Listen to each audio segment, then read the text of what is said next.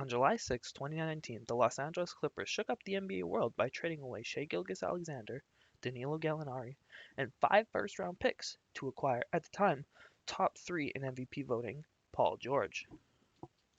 Just 4 days later, the Clippers had signed Kawhi Leonard via free agency to pair with Paul George to create the duo to compete for championships for many years to come and to dethrone the Los Angeles Lakers in the Battle of LA.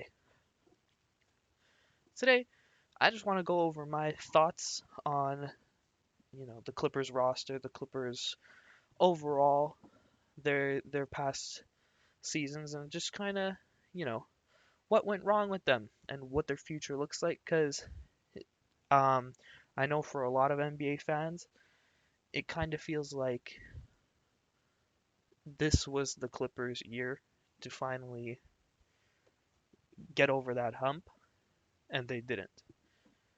And I just kind of want to give my insight on everything involving the Clippers, and just yeah, go over everything there. Um, First, though, we're just gonna briefly look over the endings specifically to the last 4 seasons of the Clippers. And first, it started with them losing a 3-1 lead in the conference semifinals to the Denver Nuggets. Blowing a 3-1 lead is big in itself, and this one you can't even blame on health. The Clippers were fully healthy, both Kawhi and PG. A very unfortunate loss in the series, especially being up 3-1. This was a big one, and this is where I think this is where the negative picture of the Clippers really started to get painted. Because I believe this would have been the bubble year. Yeah. And I think this is just where that negative aspect of them got started getting painted at least. Then the following year, they lose in 6 games. This time, they made it all the way to the conference finals. And to give them props, they lose to the Suns in 6 games, who were very good. But they also knocked off the Utah Jazz while missing Kawhi Leonard for, I believe it was the final 2 games of the Utah Jazz series. So they were still able to close out that series, missing their best player. Next year, this was arguably the most disappointing. Um, no, I don't want to say that, but they lose in the play-in to the New Orleans Pelicans, who were at the time were 10 games under 500. Of course, they were missing both Kawhi and Paul George. Kawhi Leonard, of course, missing the whole season, and Paul George. And unfortunately, it sucks that PG missed this game because it's essentially a must-win if the Clippers want to, make the playoffs, which I guess they didn't want to. And finally, this year, 2022 to 2023 NBA season, the Clippers lose to the Suns once again. This time in the first round in 5 games, and they're missing Paul George and Kawhi Leonard for a majority of the series. Of course, as we know, most of the series losses and the play-in, missing the play-in, were due to health. The Clippers missed Paul George a lot, Kawhi Leonard a lot, and the really unfortunate part is that the Clippers were missing them when they needed them the most. And of course, that is in the game, in the playing game. In the end of the series, this series specifically, Kawhi Leonard was. The Clippers really looked like they had a chance to take out the Phoenix Suns this year, and they stole game 1. I believe it was game 1. It was either game 1 or game 2, but I'm pretty sure it was game 1. They stole game 1 this year. Kawhi Leonard gets hurt, and they just completely fall out of the picture. And the thing is, all of those games were competitive even without Kawhi. And last year, Kawhi Leonard missed the whole season. Paul George, in and out, of course, as the Clippers duo always is. And then Paul George, of course, misses the biggest game. Just like he missed the biggest series, this series. So now we're going to shift over to their stats overall. We'll start off with Paul George, starting with 2019-2020, and then going to move up. So in 2019-2020, Paul George averaged 21.5 points, about 6 rebounds and 4 assists, and then 23 points, 6.5 assists, 5 or 6.5 rebounds, 5 assists. 24 points, 7 rebounds, 6 assists. 24 points, 6 rebounds, 5 assists. Then, as you can tell, the numbers are always there for PG. And then Kawhi, respectively, as well, will go from 2019 to 2023 again. 27.1, 7 rebounds, 5 assists, 24 and a half. Actually, we'll just run up to 25 there. 6.5, 5.2. Did not play the 2021-22 season. And then this year, 24, 6, and 5. When they're on the court, the duo is amazing. They play well. They play fantastic. But the problem is we're just going over the total games played. 48 from Paul George, 54, 31, 56.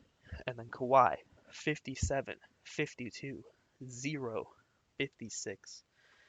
And not gonna lie, when looking at Kawhi Leonard for myself personally, not including the 2021-22 season where he didn't play, but he's played more games than I actually thought. Um, it's Paul George who's been, I guess, quote unquote, in and out more often, which actually surprised me. Overall, still super disappointing from the two of them not being able to play because when they both play, the Clippers have a record of 83 and 35 when Kawhi Leonard and Paul George play, and that's a sample size of almost a season and a half, which is crazy to think that they've only had a sample size of a season and a half when they've been together for 4 years in itself.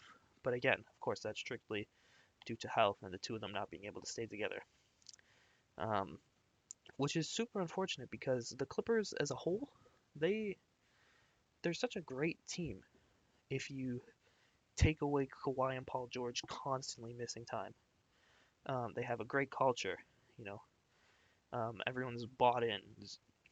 Great role players. Zubac, who looks like he's just so amazing. He's so good for the team. Rebounds well.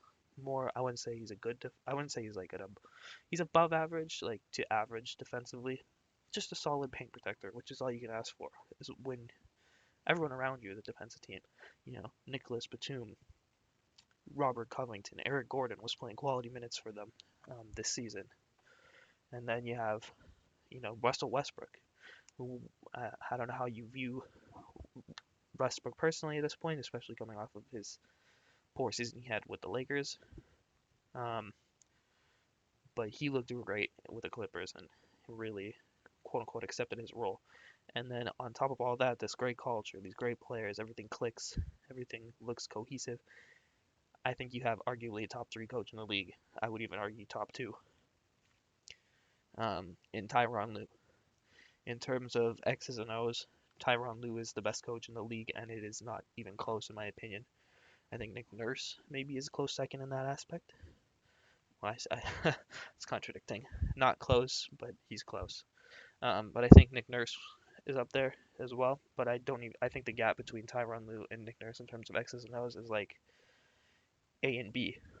Um, Tyronn Lue, it just like every series and every when it comes down to it, it feels like he has the other coach's number. Especially with Monty Williams, who we've known as to be a good coach. Maybe that's in question, but maybe that's also because Ty Lue just is such a good coach. He's like it seems like he was coaching circles around Monty Williams, who just won Coach of the Year last year, I believe. If not, no, it probably would have been yeah last year. Because that's when they had their really good season and then choked it. Shade to Suns fans. No, I'm just kidding. But yeah, he made the former Coach of the Year look silly, and you just it leaves you wondering, which we've been wondering for the past 4 years, what this team could do if they were fully healthy. And that's the problem. You're missing your two star players. Literally everyone else on the roster is role players. Some are above average, some are just average, but overall the Clippers have so much depth that even if they just had one of their players in that series against the Suns, you feel like they have a chance to at least fight. And you saw even without Kawhi and Paul George that their role players are so bought in and they had that fight. and every game is super competitive, even though the Suns have Kevin Durant, Devin Booker, Chris Paul, DeAndre Ayton. Um, and it just feels like every game with the Clippers is winnable, no matter who is actually playing that night. Someone, it's gonna be a hard day going up against the Clippers, which is super unfortunate. Um, but yeah, that's all I've got. Um, that's all I really wanted to mention for over the past few seasons on my thoughts of kind of what's went wrong with the Clippers. I think everybody knows, everyone knows it's health. If if Paul George and Kawhi Leonard could actually play a full 7 game series, there's not a lot of times that they're going to lose that, depending who they're going to play. But now I just want to go over um, more so this offseason. I'm going to start with some trade targets. If the Clippers decided, yeah, no, we're done, this experiment failed, these are some players that I think you could get for um, if you were to trade Paul George slash Kawhi Leonard. The first one I have is the Knicks. So I have R.J. Barrett, Manuel Quickly. They also have players like Toppin. Um, I'm blanking on his name right now. It's not going to come to me. The shooting guard.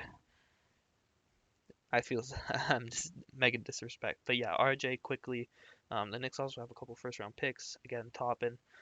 Those are just a couple. I feel like you'll kind of get the realm of player. It's just someone who needs to prove themselves and someone who hasn't had the opportunity to really prove themselves and shine bright. Because I don't think you're going to get a super young, promising player.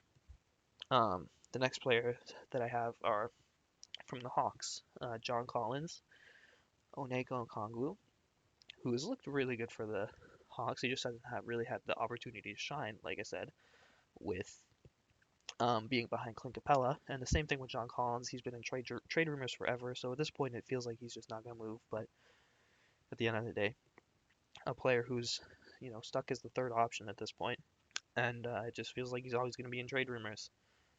And I mentioned AJ Griffin and Jalen Johnson, just the two youngins of the Hawks that don't really fit in with what they're trying to do because they're trying to compete, but at the same time it's like, eh. So maybe one of them.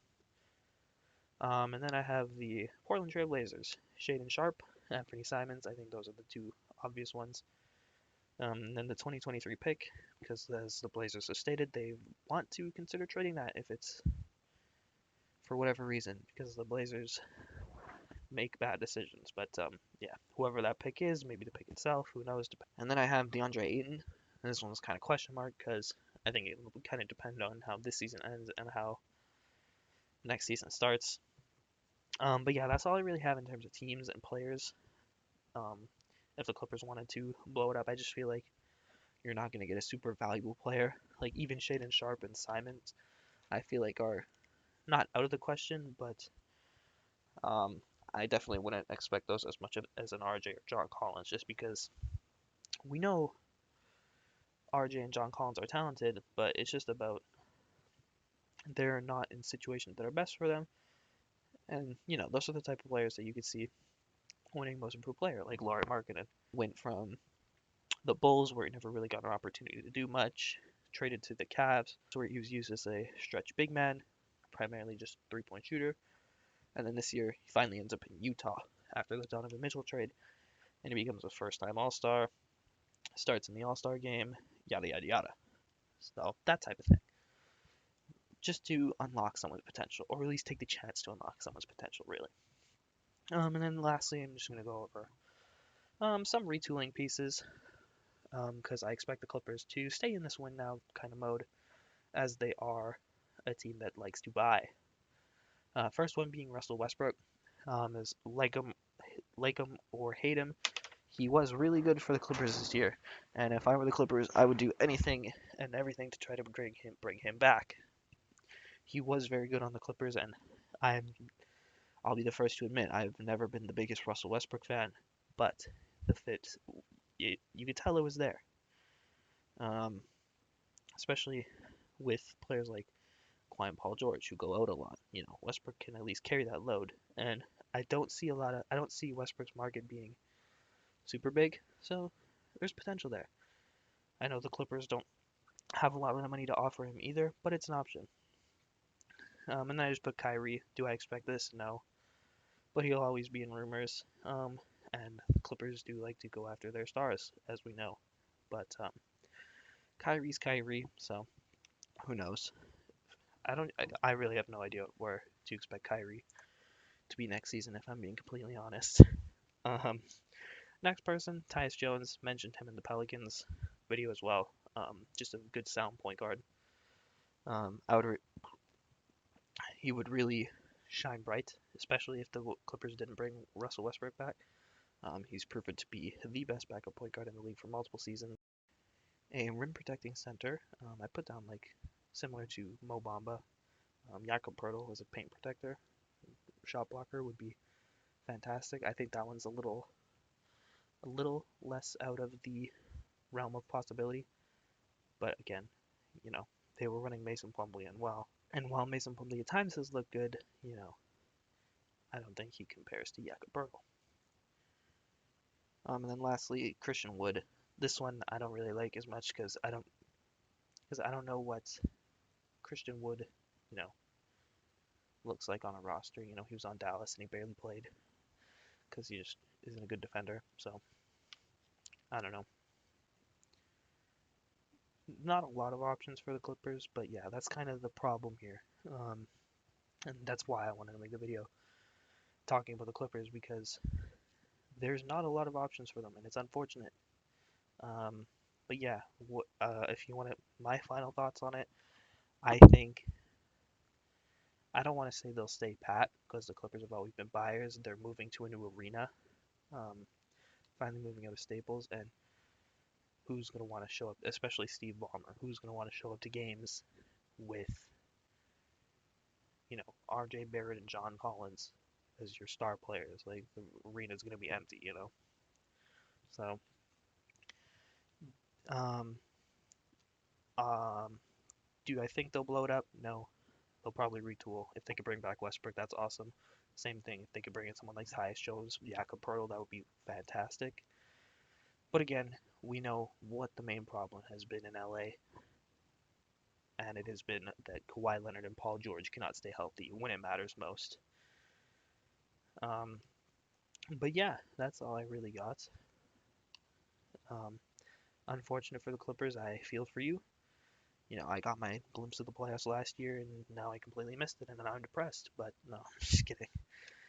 But yeah, if you enjoyed this video and you enjoy NBA content and like listening to people ramble about basketball, consider hitting that like button and subscribing down below. Thank you for watching the video. Take care. Goodbye.